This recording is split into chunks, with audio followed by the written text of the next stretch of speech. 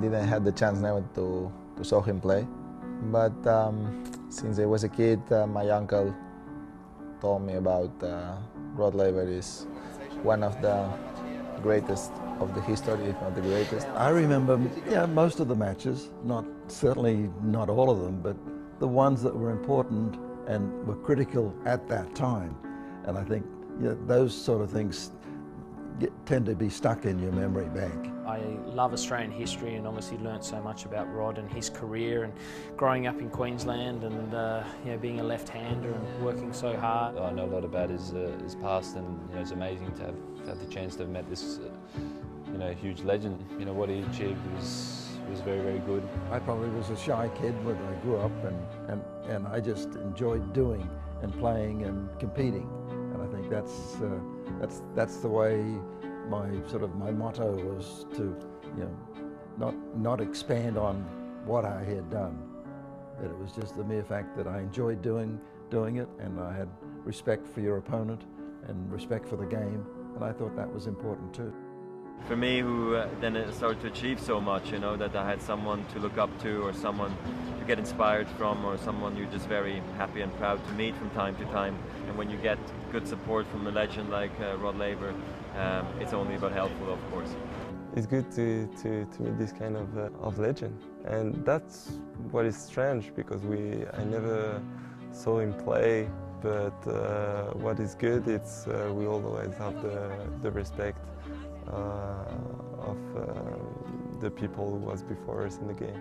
I think he's known as much for his humility as his success, and he's continued to stay a very grounded, rocky boy, and I think that's really has been a testament to him. You did it because you loved the sport, or you represented your country, no matter what country you played, and that was where I think you look back and say, well, I think maybe that today's tennis players might enjoy reading some of the past, and so that's hopefully that's what people will get out of it. All those guys have so many great stories, and I love sitting back and listening to Nuke and Roaches over the years, and I'm sure Rod's going to be no different as well. So it's going to be a good read. I think it's great that for the players who don't quite know him yet, or are young and never heard of Rod Laver, is that his name will be there in a bigger way, because his legacy should be extremely big. If you're tired of the word legend because it is a cliche, the English language throws up hardly any acceptable equivalent to describe someone who defied all the limitations set by a slender 5'8" frame to intimidate and bamboozle his opponents on the tennis court. For all this, Rod Laver was and still is incredibly human, humble and down to earth. Rod Laver's memoir is the inspiring story of how a diminutive, left-handed, red-headed country boy from Rockhampton became one of Australia's greatest ever sporting champions. Laver was a dominant force in the world of tennis for almost 2 decades, playing and defeating some of the greatest players of the 20th century. In 1962, Laver became the second man to win the Grand Slam, that is, winning the Australian, French, Wimbledon and US titles in a single calendar year. In 1969, he won it again, becoming the only player ever in history to win the Grand Slam twice. His memoir is a wonderfully nostalgic journey into Australia's sporting past, from the early days of growing up in a Queensland country town in the 1950s to breaking into the amateur circuit to the extraordinary highs of Grand Slam victories. Filled with anecdotes about the great players, great matches, set against the backdrop of a tennis world, changing from rigid amateurism to the professional game that we recognise today. The reason I have chosen Rod Laver is that he is one of Australia's greatest ever sporting champions.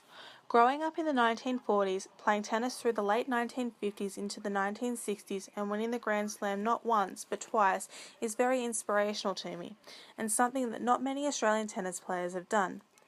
Although I myself have never seen him play live, he is one of the greatest, most down-to-earth, humble, inspirational athletes Australia has ever produced. Rod Laver Memoir was written by Rod Laver and Larry Ryder, published in 2013 by Pan Macmillan Australia Proprietary Limited, goes into extreme detail about the life of Rod Laver and his achievements. He explains that his journey from the amateur circuit to the professional circuit wasn't easy and that it took a lot of hard work. In Rod Laver's memoir, sports delivery systems are somewhat understood. Sports delivery systems are the foundations of sport in Australia. Sports delivery systems consist of organisations that provide a sporting service. These systems encourage participation rates in all sports.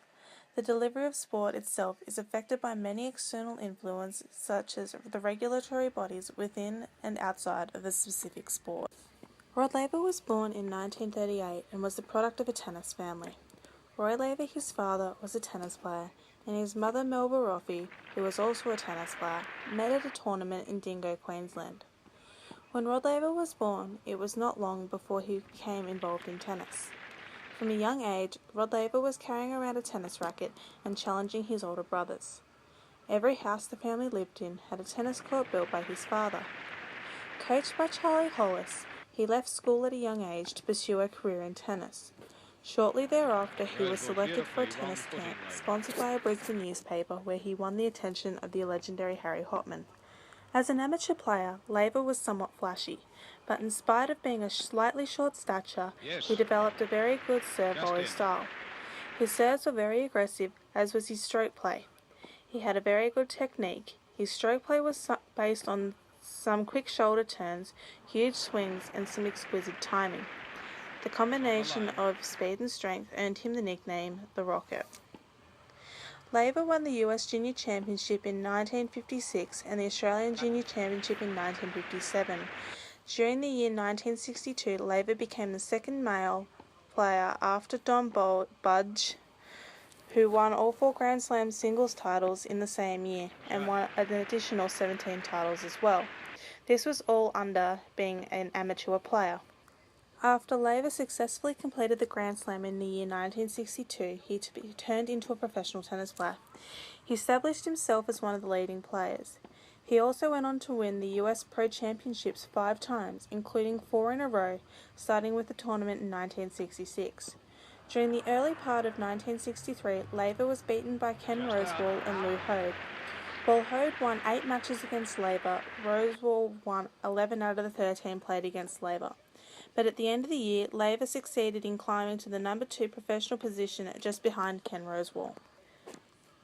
During 1964, Laver and Rosewall both went on to win 7 titles, but Laver defeated Rosewall 12 out of the 15 times they faced each other. Laver won 2 important titles in the same year, as well as the US Pro Championship and the Wembley Pro Championship. In 1966, he became the world number 1 professional player after winning 15 titles and 13 of the 18 matches played against Rosewall. In the next year, Laver went on to win an impressive 15 events, including the US Pro Championships, the Wembley Pro Championship, and the French Pro Championship. It was in the year 1968 that the Open era began. This was the time when professional players were given a chance to compete in the Grand Slam events. In 1968, Laver became Wimbledon's first open-era champion after he beat the American Arthur Ashe in a semi-final match. He won the tournament by beating Tony Roach in the final in straight sets. In 1969, Laver won all 4 Grand Slam tournaments in the same year for the second time in a row. He won 18 out of the 32 singles tournaments he entered and compiled a 106-16 win-loss record. He went on to set a record of 32 consecutive match victories at Wimbledon between the years 1961 and 1970. His winning streak lasted until the year 1980 when it was broken by Borg. Laver's toughest match was a 90-game semi-final against Tony Roach at the Australian Open in the hot, sultry conditions. His various other opponents at the Australian Open included players like Roy Emerson, Fred Stoll, and Andreas Gimeneo. The press, especially the Daily Telegraph, ranked Laver as world number 1 in 1961 and 1962 as an amateur, and in 1963 and 1969 as a professional. Laver was introduced into the International Tennis Hall of Fame in 1981. He was appointed a member of the Order of the British Empire in 1970, and in the year 1978 Rod Laver retired from tennis.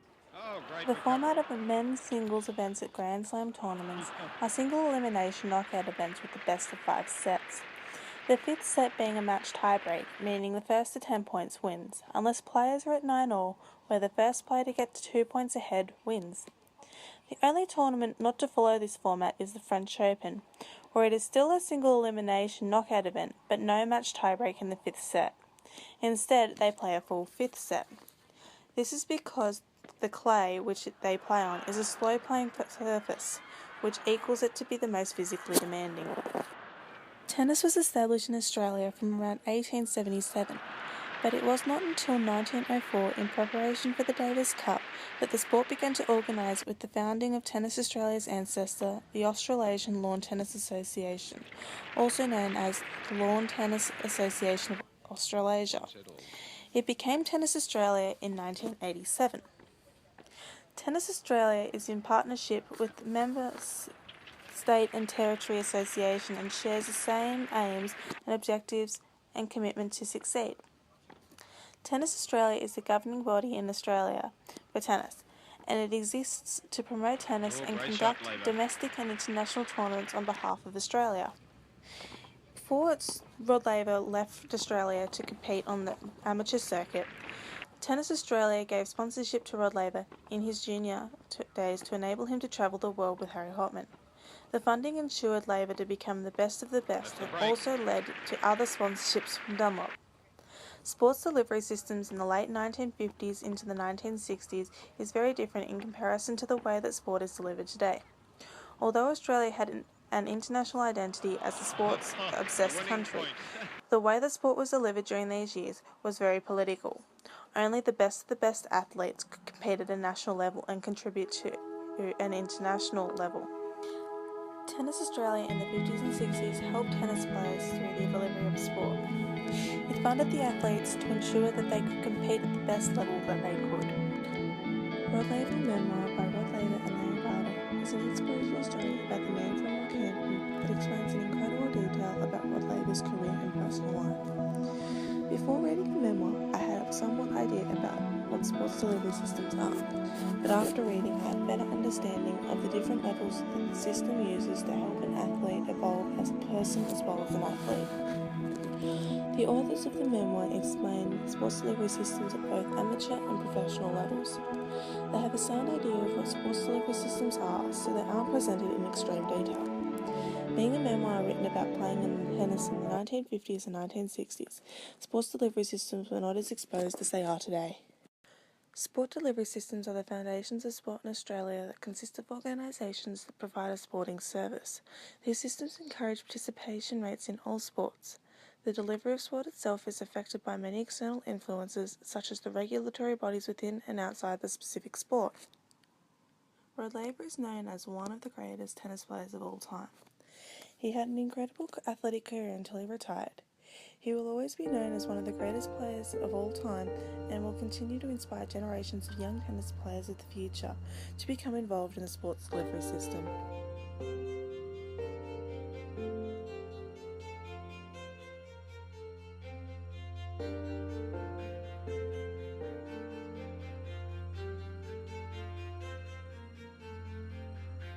The first time I picked up a racket was, I was probably around 8 or 9. You couldn't get me off the court. I just enjoyed playing. I came from Rockhampton as a junior and never thinking you'd ever get to Wimbledon or even winning all the 4 major titles in the world in the Grand Slam is enormous. You're out there playing matches, and the more you won, you did see your name in the papers, and you thought, well, that's neat. You know, those sort of results, you know, inspire you to do a lot more. But, you know, yesterday's results aren't going to win today. It's just you and your racket, and I wouldn't want it that. My motto was just go for it. Make the other guy hit it out. You know, I didn't just play safe. In life, you do have to fulfill the things that mean something to you. You have to be your own biggest inspiration. Talk's cheap. Just don't talk about it, do it. I think the attributes of a champion is probably your behavior. Players, they're out there to fend for themselves. Your career's on the line, and that means that your tennis life is on the line. But at the same time, they're gracious in their wins and gracious in their losses. That, in my eyes, is a true mark of a champion.